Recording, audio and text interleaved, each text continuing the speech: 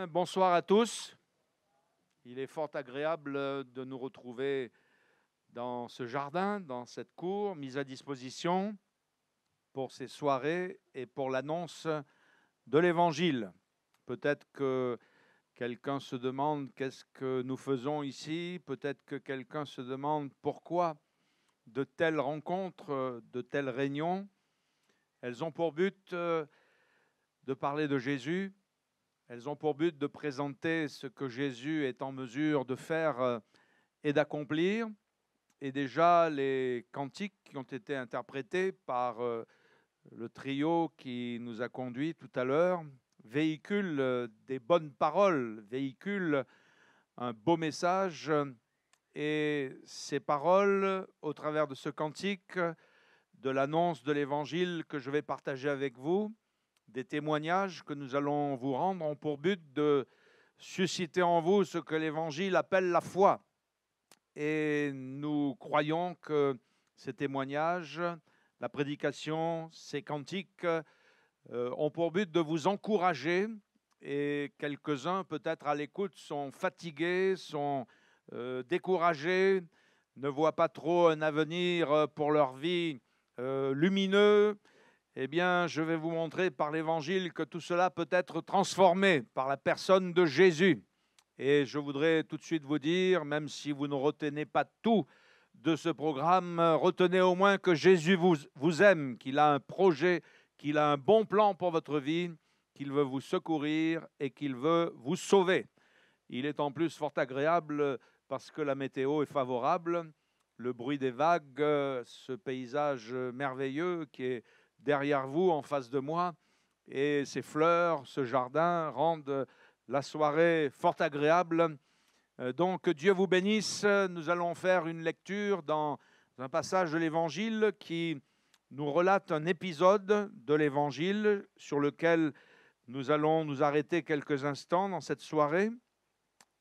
Cet épisode, nous allons le lire dans l'Évangile selon Matthieu ce soir, au chapitre 9, et nous allons lire au verset 18. Dans l'Évangile selon Matthieu, au chapitre 9, et je vous en propose la lecture à compter du verset 18. Tandis que Jésus leur adressait ces paroles, voici un chef arriva et se prosterna devant lui, et il dit, « Ma fille est morte il y a un instant, mais viens, impose-lui les mains, et elle vivra. » Jésus se leva et le suivit avec ses disciples. Dans le chapitre 9, au verset 20, il est écrit, « Voici une femme atteinte d'une perte de sang depuis 12 ans, s'approcha par derrière et toucha le bord de son vêtement, car elle disait en elle-même, si je puis seulement toucher son vêtement, je serai guéri. Jésus se retourna et il dit en la voyant, « Prends courage, ma fille, ta foi t'a guérie. » Et cette femme fut guérie à l'heure même. Au verset 23, nous pouvons continuer la lecture. Lorsque Jésus fut arrivé à la maison du chef et qu'il y vit les joueurs de flûte et la foule bruyante, il leur dit, « Retirez-vous, car la jeune fille n'est pas morte, mais elle dort. » Et il se moquait de lui. Quand la foule eut été renvoyée, il entra, il prit la main de la jeune fille, et la jeune fille se leva, et le bruit se répandit dans toute la contrée. Gloire à Dieu. Et je vous fais la lecture d'un verset de la Bible aussi. Écoutez cette parole de la Bible. C'est dans le prophète Jérémie, dans l'Ancien Testament, au chapitre 29 et au verset 11. Voici ce qui nous est dit. « Je connais les projets que j'ai formés sur vous, dit le Seigneur, projets de paix et non de malheur, afin de vous donner un avenir et de l'espérance. » J'ai fait la lecture de cet épisode de l'Évangile dans l'Évangile raconté par Matthieu. Maintenant, Matthieu en fait un résumé succinct. Si vous voulez plus de détails, vous pouvez lire le même épisode dans Marc et vous pouvez lire le même épisode dans l'Évangile selon Luc. D'ailleurs, je profite de l'occasion pour vous dire que si vous avez l'Évangile, je vous encourage à lire l'Évangile. Et si vous ne possédez pas l'Évangile, n'hésitez pas à venir nous trouver et nous vous en offrirons une portion gratuite que vous pourrez lire individuellement et peut-être chez vous. L'Évangile selon Marc et selon Luc, dans lequel l'épisode est le même épisode que nous avons lu et relaté, nous donne bien sûr plus de détails. Et si vous aimez les détails, vous les trouverez donc dans ces deux évangiles. Mais Matthieu ne se contente que de faire un résumé de cet épisode de l'Évangile. Et cet épisode peut fort bien illustrer cette parole que je vous ai lue en complément. Je connais, ce sont des paroles du Seigneur. Je connais les projets que j'ai formés sur vous afin de vous donner un avenir et de l'espérance. Et ce sont des projets de paix, dit le Seigneur, et non de malheur. Pourquoi vous dis-je cela? Parce que cet épisode de l'Évangile nous présente trois personnes ou trois types de personnes qui sont sans avenir et sans espérance. Et nous allons nous arrêter quelques instants sur chacune d'entre elles. D'abord, nous avons une jeune fille, elle a 12 ans, et nous pouvons dire sans nous tromper qu'elle n'a pas d'avenir et pas d'espérance parce qu'elle va mourir. C'est terrible déjà quand nos aînés nous quittent, on aimerait les garder tout le temps, n'est-ce pas? Mais quand c'est un enfant, quand c'est une jeune fille, et de surcroît une jeune fille de 12 ans, eh bien c'est catastrophique, non seulement pour elle, mais pour toute sa famille. Il n'y avait pas d'avenir et il n'y avait pas d'espérance. Cependant, cette jeune fille va rencontrer celui qui a dit « Je connais les projets que j'ai formés sur vous. Ce sont des projets de paix et non de malheur, afin de vous donner un avenir et une espérance. » Et Jésus, qui est aussi appelé dans l'Évangile la résurrection et la vie, va ressusciter cette jeune fille de 12 ans. Lorsque Jésus sera en contact avec elle, invité bien sûr dans la chambre où son corps est installé, la mort vient de la frapper. Avec le papa et la maman, Jésus et quelques-uns de ses disciples, Jésus va se rendre à son chevet, il va la prendre par la main et il va lui dire « Jeune fille, je te le dis, lève-toi !»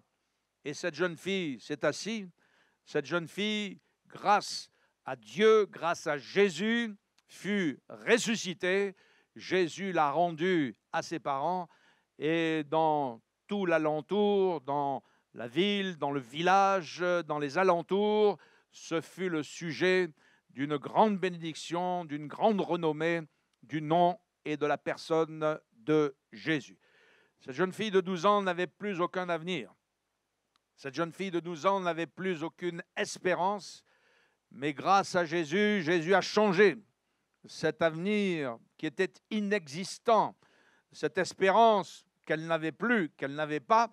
Jésus lui en a donné une.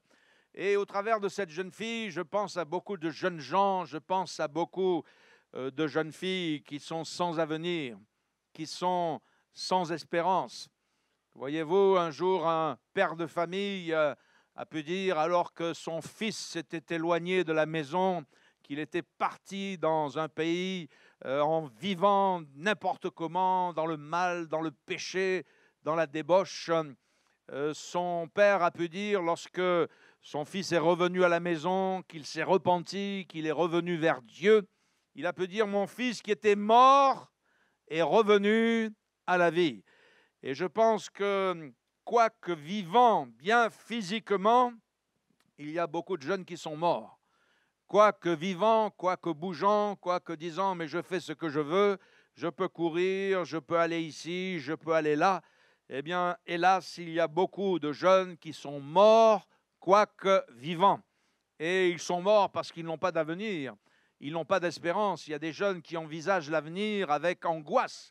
D'ailleurs, la Bible nous dit qu'il y a de l'angoisse parmi les nations aujourd'hui. Et cette angoisse, elle est palpable, en particulier chez les jeunes gens. Elle est palpable, en particulier chez les jeunes filles. Il y a de l'angoisse et beaucoup de jeunes n'ont pas d'avenir, n'ont pas d'espérance Pour quelques-uns, c'est la crise du chômage.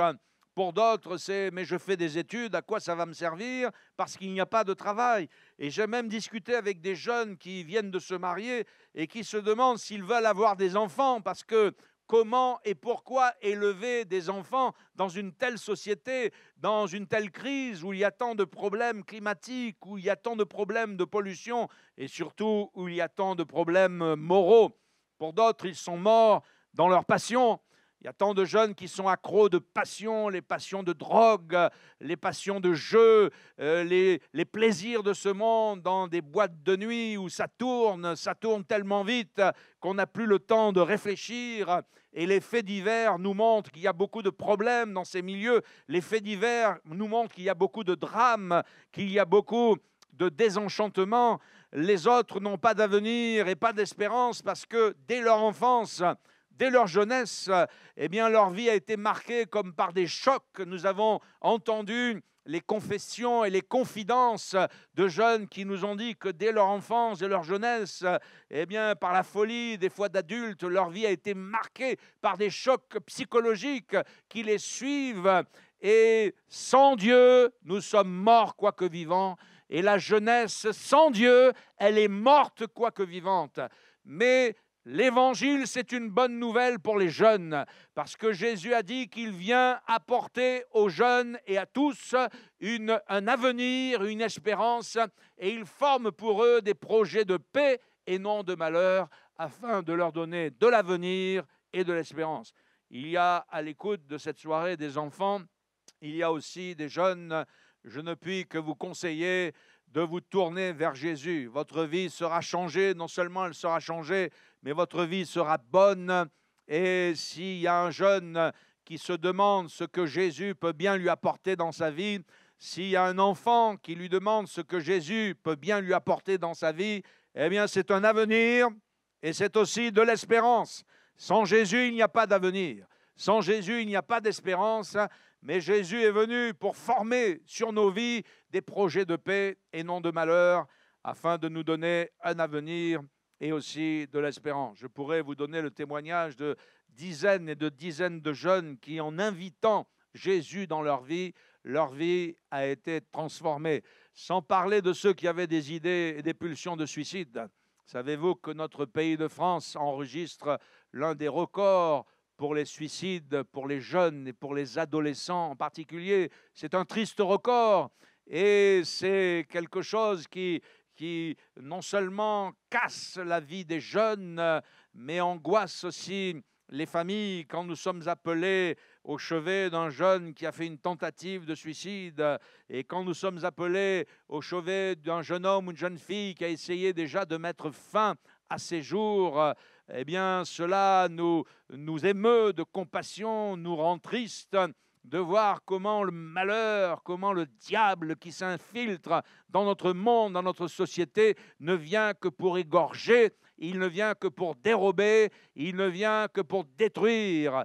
Mais si ce soir, il y a des jeunes qui sont à l'écoute, tournez-vous vers Jésus qui est la résurrection et la vie. Tournez-vous vers Jésus qui est le prince de la vie et il va donner à votre vie de l'avenir et il va donner à votre vie de l'espérance en vous apportant une résurrection. Vous allez revivre avec lui, vous allez vous lever et vous pourrez avoir des jours bénis et des jours heureux grâce à Jésus. La première personne dont nous avons parlé, c'est cette jeune fille de 12 ans et nous avons compris qu'elle n'avait plus d'avenir et qu'elle n'avait plus d'espérance. Heureusement, Jésus a changé la donne et Jésus l'a ressuscité. La deuxième personne qui, dans l'épisode que nous avons lu, n'avait plus d'avenir et plus d'espérance, c'était cette femme, cette dame dont nous ne connaissons pas le nom, mais il nous est dit qu'elle était malade depuis 12 ans. Depuis 12 ans, et nous pouvons dire sans nous tromper que cette femme n'avait pas d'avenir et elle n'avait pas d'espérance. Ces 12 années de souffrance provenaient d'une hémorragie. Je ne peux pas vous dire si c'était d'une endométriose, je ne peux pas vous dire si c'était un cancer, je ne peux pas vous dire ce que c'était, si c'était des fibromes, peu importe. Toujours est-il que depuis 12 ans, elle traînait, et le mot est faible, elle traînait ce problème, 12 ans. On peut imaginer que ces 12 années C'était des années de souffrance. D'ailleurs, il est dit qu'elle avait beaucoup souffert. Et elle avait souffert aussi entre les mains de plusieurs médecins. Aujourd'hui, où nous connaissons l'anesthésie, qui n'a pas toujours existé dans la médecine, eh bien déjà, il y a des examens pour ceux qui en ont fait qui sont douloureux. Mais à l'époque où tous ces moyens médicaux modernes n'existaient pas, je puis vous dire que si l'Évangile nous dit qu'elle avait beaucoup souffert entre les mains de plusieurs médecins, je vous garantis que ces 12 années, c'était vraiment des années de souffrance. C'était aussi 12 années de recherche, parce qu'on ne reste pas 12 années sans chercher. Et elle avait recherché une guérison entre les mains de plusieurs médecins, mais les médecins de son temps ne lui avaient pas apporté de solution. Et l'Évangile nous dit à son sujet que son mal allait en empirant. C'était aussi 12 années de dépenses, et 12 années de dépenses infructueuses. Aujourd'hui, eh bien, la médecine a un coût, mais par la grâce de Dieu, dans notre pays de France, nous avons des assurances, nous avons des couvertures, et il faut remercier Dieu quand même pour toutes ces couvertures sociales, comme la sécurité sociale. Il faut remercier Dieu. Vous savez, je visite régulièrement certains pays, pas très loin de chez nous, à Madagascar, ou bien ne serait-ce qu'aux Comores, qui ne sont pas très éloignés de la Réunion. Et les gens qui doivent se faire soigner, eh bien, sont souvent obligés de payer. Ça veut dire que c'est souvent les riches qui peuvent se faire soigner. Et les pauvres, eh bien, qu'est-ce qu'on fait? Cette femme devait avoir quelques moyens, même si on n'en a pas trop. Qu'est-ce qu'on ne ferait pas pour se soigner, n'est-ce pas? Elle avait dû peut-être faire des emprunts. Enfin, peu importe, toujours est-il que ces 12 années avaient été des années de dépenses, mais des années de dépenses infructueuses. Et au lieu de connaître peut-être un espoir, un avenir et de l'espérance, cette femme voyait toujours son corps tiré de plus en plus vers le bas, de la fatigue, de l'anémie, de la faiblesse, cette perte de sang, cette hémorragie chronique depuis 2 ans devait la fatiguer à l'extrême. C'était une femme qui n'avait pas d'avenir.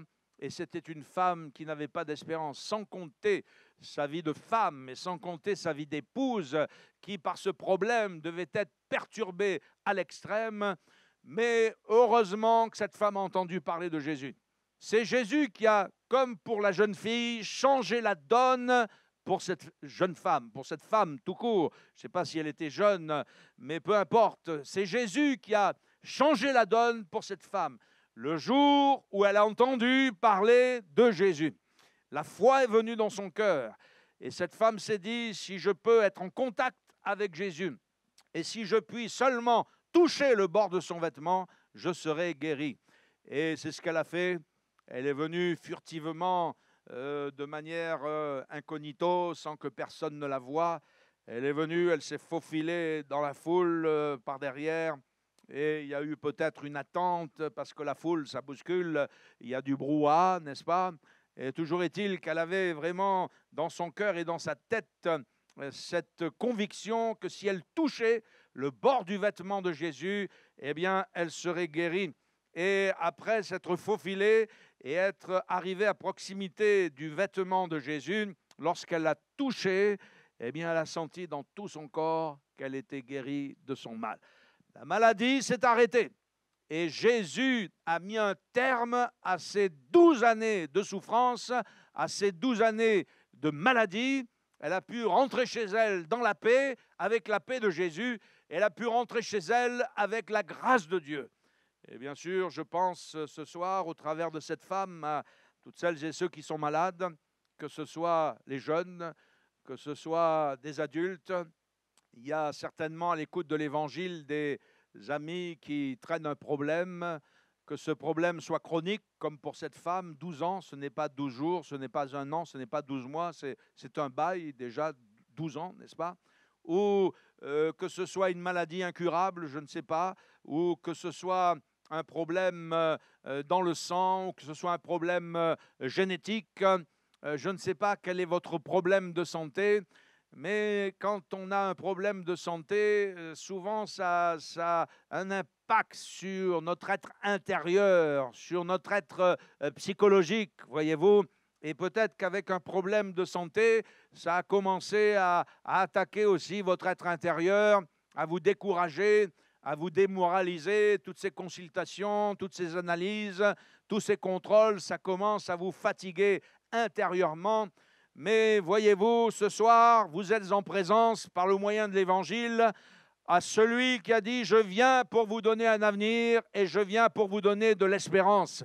Et même s'il y avait quelqu'un ce soir qui était dans un problème humainement parlant incurable, même si vous vous sentiez comme abandonné par la science qui ne peut plus rien faire pour vous, et c'est le cas de beaucoup de personnes encore aujourd'hui, nous bénissons Dieu pour la médecine.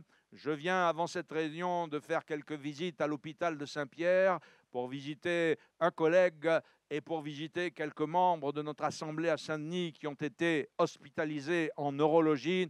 Nous bénissons Dieu pour tous les soins médicaux.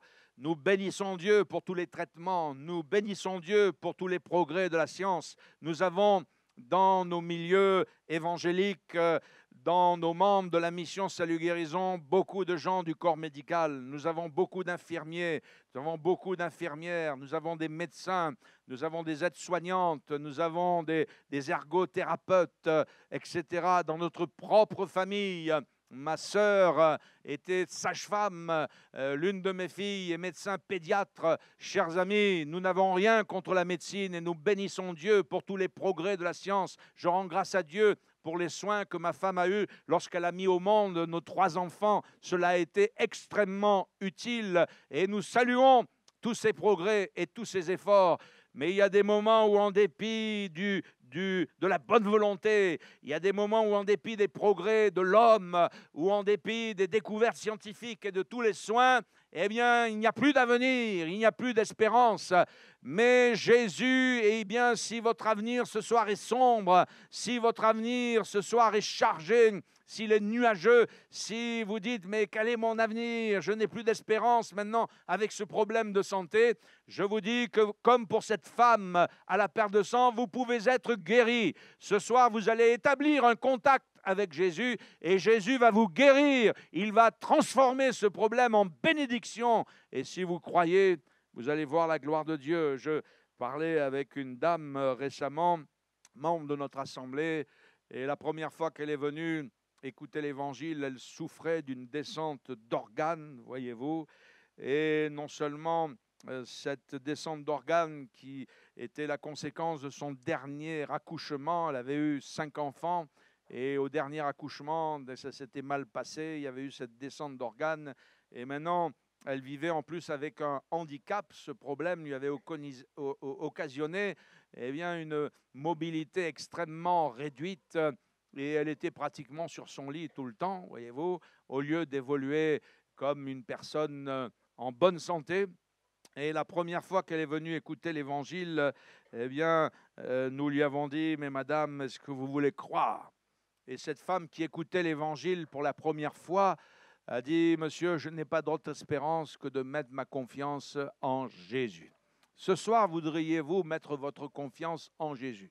Vous qui souffrez, vous qui pliez sous le fardeau, vous qui êtes malade, ne voudriez-vous pas mettre comme cette femme dont je vous parle, comme la femme à la perte de sang aussi, votre confiance en Jésus? Cette femme, elle est rentrée chez elle. La dame dont je vous rends témoignage est rentrée chez elle. Et ce qu'elle ne faisait plus depuis son problème de santé, elle a bien dormi ce soir-là. Elle dit qu'elle a dormi comme un petit bébé. Voyez-vous, elle a très très bien dormi. Et le lendemain, le Seigneur lui a donné une force, une vigueur, de sorte qu'elle a fait tout son ménage. Elle a fait le ménage. Et elle a passé le balai, elle a passé l'aspirateur, elle a fait tout le ménage. Et les voisins ont regardé, parce que vous savez, les choses se voient. Et sa famille est venue la voir aussi. Qu'est-ce qui se passe? Et elle a rendu son témoignage. Elle a dit ce que Jésus avait fait. Et son mari aussi a été bouleversé parce que depuis longtemps, eh bien, quand il arrivait le midi et le soir, il n'y avait rien qui était prêt pour des problèmes de santé. Mais là, depuis longtemps, ça ne s'était pas arrivé. La dame, elle avait préparé à manger. Elle avait préparé un bon carine.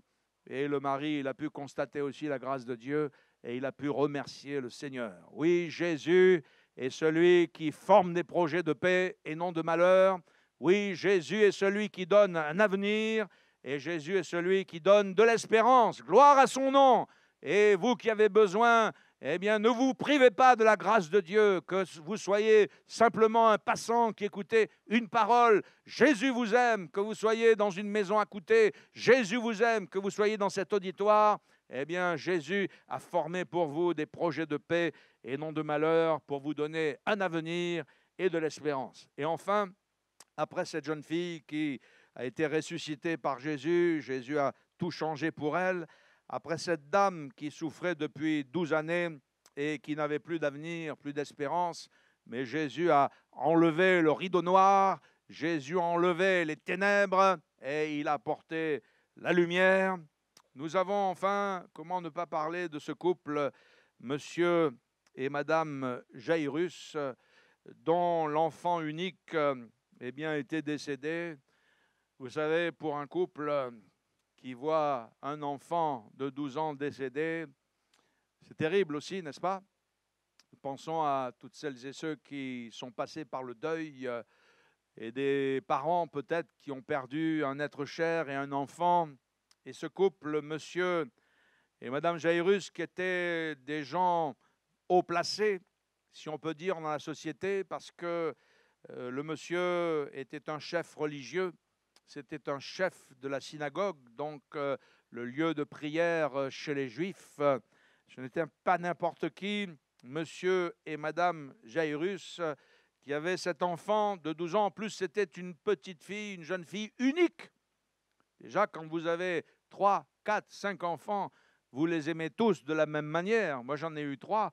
Ils sont tous les 3 différents, mais nous les aimons tous en tant que parents de la même manière. Qu'en pensez-vous?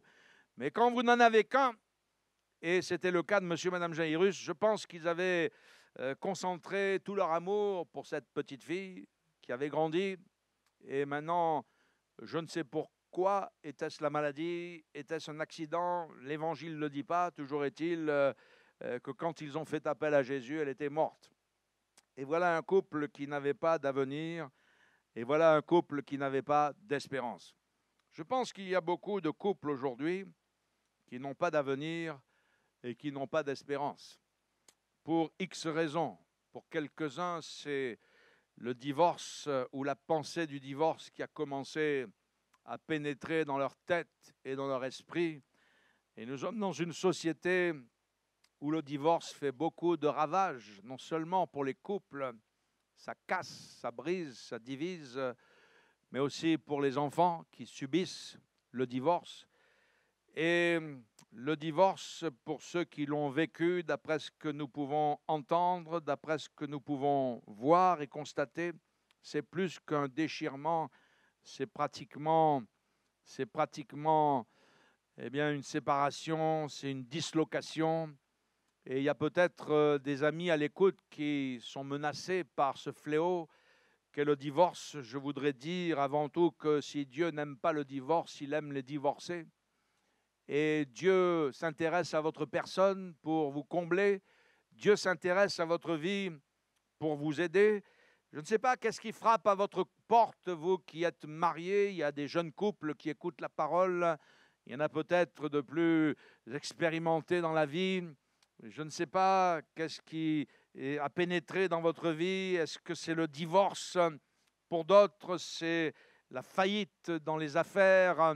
Pour X raisons, on m'a appelé au chevet d'une personne qui a été frappée par la maladie récemment, un AVC l'a frappée. C'était une femme active qui faisait toute la cuisine dans le restaurant familial. Les affaires marchaient bien, mais voici qu'avec ce problème de santé, eh bien, ils ont été obligés de fermer le restaurant et le mari qui a voulu porter des soins et un secours à sa femme a même arrêté son activité pour prendre soin de sa femme. Voyez-vous, il y a tellement de problèmes qui pénètrent chez les couples, dans les maisons, dans les foyers, le divorce, la faillite, dans les affaires. Pour d'autres, ils ont fait des pactes avec Satan au travers de l'idolâtrie au travers de sacrifices, au travers eh bien, de la magie, de la sorcellerie. Et lorsqu'ils sont allés eh bien, dans ces rendez-vous pour chercher parfois du secours, pour chercher parfois de l'aide, au lieu d'être tirés par le haut, ça a été le contraire. Depuis, eh bien, leur vie est tirée vers le bas et le diable, les puissances de ténèbres se sont infiltrées dans leur vie. Je voudrais vous dire, s'il y a des couples, s'il y a un couple ce soir qui est en détresse, s'il y a un couple qui ne voit pas d'avenir, qui ne voit pas d'espérance pour son couple, à l'image de monsieur et madame Jairus, dont l'avenir était très compromis maintenant, à l'image de monsieur et madame Jairus qui, à cause de la perte de cet enfant de 12 ans, eh bien, tout était brisé, tout était cassé, voyez-vous, il n'avait plus le moral, il n'avait plus envie de vivre. Eh bien, faites ce soir ce que monsieur Jairus a fait. Faites ce soir. De venir à Jésus, approchez-vous de lui. Jésus est celui qui a dit, venez à moi, vous tous qui êtes fatigués et chargés, et je vous donnerai le repos. Faites ce soir ce que ce père de famille a fait, ce que le chef de ce couple, le chef de famille a fait. Non seulement il est venu, mais il a demandé à Jésus. Il a dit, ma petite fille est à l'extrémité, mais viens, impose-lui les mains. Ma petite fille vient de mourir quand il est entré dans sa maison, mais viens, et elle vivra. Donc il a demandé à Jésus, et Jésus est allé avec ce père de famille. Ce soir, eh bien, demandez à Jésus. Jésus est celui qui a dit, demandez, l'on vous donnera. Cherchez, vous trouverez. Frappez, et l'on vous ouvrira. Mettez votre confiance en Jésus, comme ce père Jairus a mis sa confiance en Jésus, comme cette femme à la perte de sang a mis sa confiance en Jésus. Jésus est celui qui a dit, si tu crois, tu verras la gloire de Dieu. Et vous qui avez un couple, invitez Jésus dans votre couple, invitez Jésus dans votre maison, comme monsieur et madame Jairus ont invité Jésus dans leur maison. Jésus est entré dans leur maison. Jésus est allé dans la chambre, là où il y avait le problème, là où il y avait la difficulté, et Jésus a chassé les ténèbres, Jésus a chassé la mort, Jésus a apporté la vie. Et Jésus vous apportera sa grâce, il vous apportera sa bénédiction. Voyez-vous, ce qui a secouru ces 3 personnes dont nous avons parlé, que ce soit cette jeune fille, que ce soit cette dame à la perte de sang, ou que ce soit ce couple, monsieur et madame Jairus, ce qui les a mis au large, ce qui leur a apporté un avenir et ce qui leur a apporté de l'espérance, c'est un contact avec Jésus. Soit qu'ils aient fait venir Jésus dans leur propre vie et qu'à l'image de Jésus qui a touché cet enfant, Jésus l'ait touché, soit cette femme qui souffrait depuis 12 ans, elle a voulu, elle, au contraire, établir le contact avec Jésus. Mais ce qui a secouru ces personnes, c'est un contact avec Jésus. Ce soir, il vous est possible d'établir un contact avec Jésus. Il n'est pas loin de vous, il est près de vous. Il s'approche de vous par le moyen de sa parole.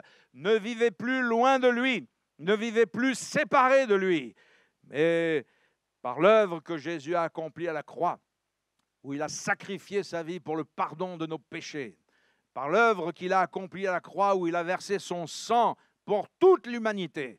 Ce soir, vous pouvez vous approcher de Dieu, vous pouvez vous approcher de Jésus, vous pouvez venir à lui. Il y a un chemin, il y a pour vous une route qui a été tracée, qui a été inaugurée depuis cette œuvre de Jésus à la croix, où il a tout accompli. Et vous pouvez ce soir, en venant vers Jésus, établir ce contact avec lui. C'est là que tout va changer. C'est là que l'avenir va s'éclairer pour votre vie. C'est là que l'espérance va jaillir. C'est là que la délivrance va paraître comme un flambeau qui s'allume dans la nuit. La Bible nous dit que lorsqu'on tourne vers Jésus les regards, le visage ne se couvre point de honte, mais on est rayonnant de joie. Oui, dit le Seigneur, je connais les projets que j'ai formés sur vous. Ce sont des projets de paix et non de malheur, afin de vous donner un avenir et de vous donner une espérance. Voilà le message, chers amis, que je voulais partager avec vous ce soir. Simple parole, simple message. Mais j'aimerais déjà, premièrement, qu'on rende grâce à Dieu pour cette espérance, pour ces projets de paix et non de malheur, pour cet avenir que Jésus est venu éclairer pour tout homme, pour toute femme. Et j'aimerais qu'on demande aussi à Dieu de bénir chacun d'entre nous. Faisons-le quelques instants, recueillons-nous à notre place et prions le Seigneur. Je vais le faire, je vais déjà remercier Dieu et après nous prions ensemble les uns pour les autres. Merci Seigneur.